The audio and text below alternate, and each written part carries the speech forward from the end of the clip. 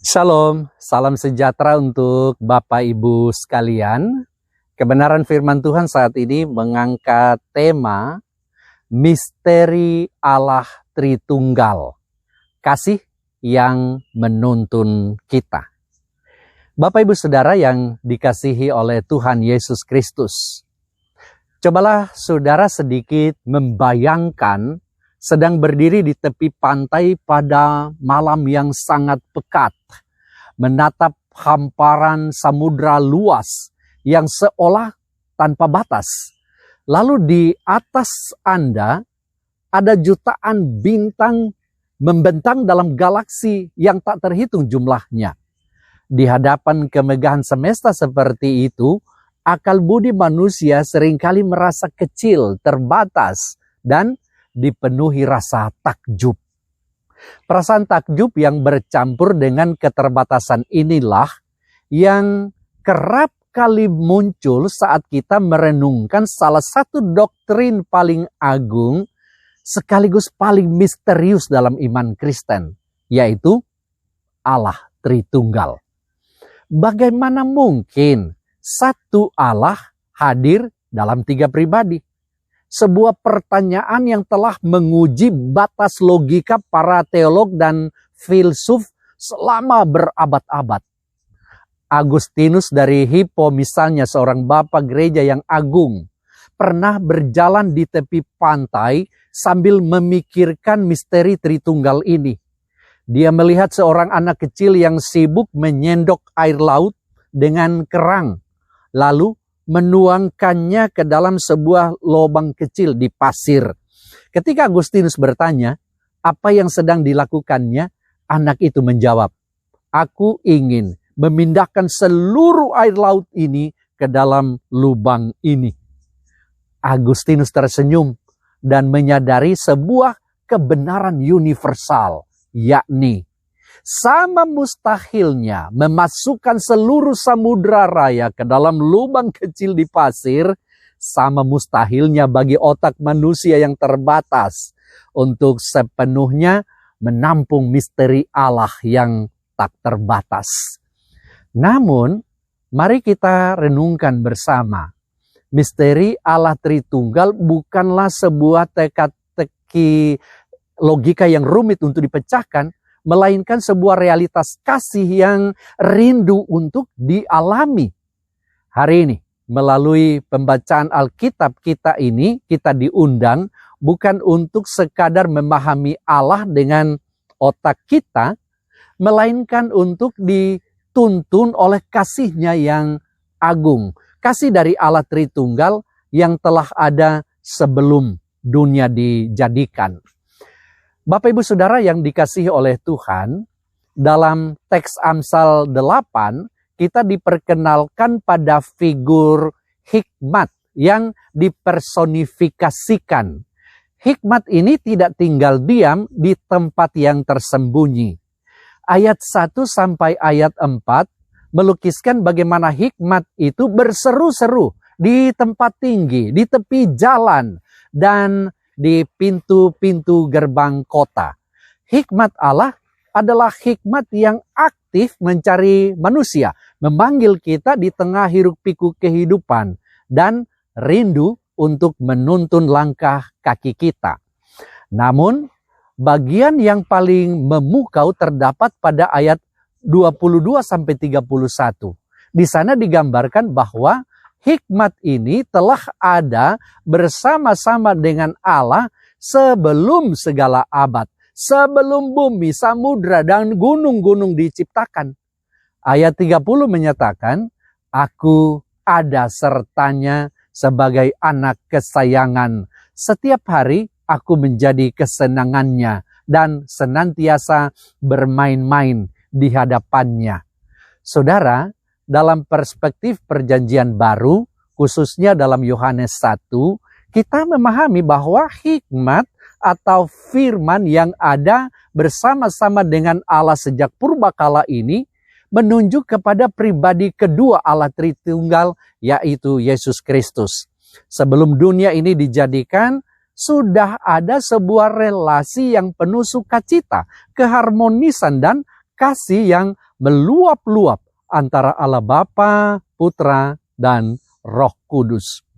Untuk membantu kita menangkap esensi relasi ini, mari kita gunakan sebuah ilustrasi dari dunia musik. Sebuah akord musik yang indah, misalnya akord C mayor, terdiri dari 3 nada yang berbeda, yakni C, E, dan G. Jika Anda membunyikan nada C sendirian, itu adalah sebuah nada. Jika Anda membunyikan E atau G sendirian, mereka adalah nada-nada yang terpisah. Namun, ketika ketiga nada berbeda ini dibunyikan secara bersamaan pada saat yang sama, mereka tidak menghasilkan 3 lagu yang berbeda, melainkan satu suara harmoni yang utuh, kaya, dan indah.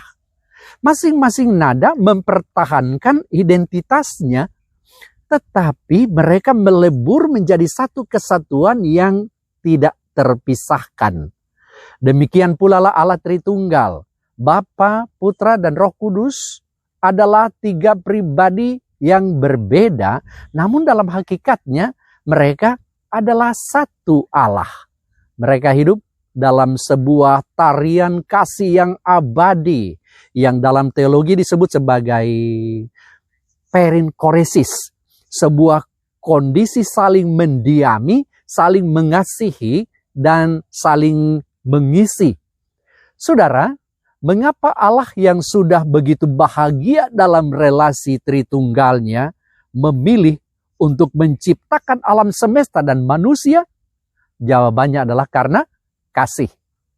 Allah tidak menciptakan kita karena Dia kesepian atau membutuhkan hiburan.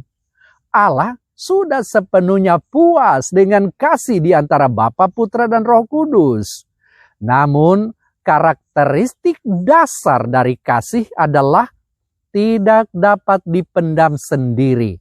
Kasih selalu meluap dan ingin membagikan dirinya. Dunia ini diciptakan agar kasih Allah Tritunggal itu dapat dialirkan kepada ciptaannya.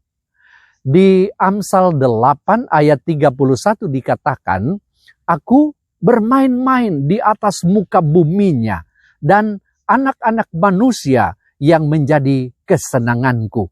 Sungguh, ini sebuah kalimat yang sangat mengharukan. Allah Tritunggal memandang Anda sebagai kesenangannya. Kasih yang menciptakan semesta itu adalah kasih yang sama yang hari ini rindu untuk menuntun kehidupan kita sehari-hari. Ketika manusia jatuh ke dalam dosa dan kehilangan arah, Allah Tritunggal tidak meninggalkan kita tersesat dalam kegelapan. Allah Bapa merancangkan keselamatan karena begitu besar kasih-Nya akan dunia ini. Allah Putra yaitu Yesus Kristus turun ke dunia menjadi hikmat yang nyata, menjadi firman yang nyata, menjadi manusia dan mati di kayu salib untuk menebus kita. Lalu Roh Kudus diutus untuk tinggal di dalam hati kita, menginsyafkan kita dan menuntun kita pada seluruh kebenaran. Kita tidak dibiarkan berjalan sendirian di tengah badai dunia yang membingungkan ini. Kasih Allah Tritunggal bekerja secara aktif dalam setiap detak jantung dan embusan nafas kita, mengarahkan kita kembali kepada pelukannya. Bapak Ibu Saudara yang dikasihi oleh Tuhan, misteri Allah Tritunggal bukanlah sebuah dogma yang mati, yang hanya diperdebatkan di ruang-ruang kelas teologi saja. Doktrin ini adalah fondasi dari cara kita hidup sebagai orang percaya. Lalu, apa artinya bagi kita hari ini? Pertama, kita dituntun untuk hidup dalam relasi komunitas. Karena Allah kita adalah Allah yang relasional. Satu dalam 3 pribadi yang saling mengasihi. Maka kita yang diciptakan menurut gambar dan rupanya juga dipanggil untuk hidup dalam relasi yang sehat. Kita tidak diciptakan untuk menjadi makhluk individualis yang egois. Kita dituntun untuk membangun keluarga, gereja, dan masyarakat yang dipenuhi oleh keharmonisan, saling menghargai, dan saling mengasihi seperti harmoni Allah Tritunggal. Yang kedua, berjalanlah dengan keyakinan bahwa Anda dikasihi. Saat Anda merasa kesepian, tidak berdaya, atau tersesat di tengah pergumulan hidup, ingatlah bahwa pencipta alam semesta ini menjadikan Anda sebagai kesenangannya. Kasih-Nya yang telah yang sudah ada sebelum bumi diciptakan adalah kasih yang memegang kendali atas masa depan Anda. Kehadiran Bapa yang memelihara, Putra yang menebus, dan Roh Kudus yang menghibur senantiasa menyertai Anda. Karena itu mari kita menyambut panggilan firman Tuhan hari ini dengan cara membuka hati bagi tuntunannya. Jangan lagi bersandar pada pengertian kita yang terbatas, melainkan berserahlah kepada misteri kasih-Nya yang melampaui segala akal. Ketika kita mengizinkan Allah Tritunggal menuntun langkah kita, maka kehidupan kita yang fana ini akan diubah menjadi sebuah simfoni yang indah, yang mengumandangkan kemuliaan namanya yang kudus dari sekarang sampai selama-lamanya. Tuhan memberkati saudara sekalian.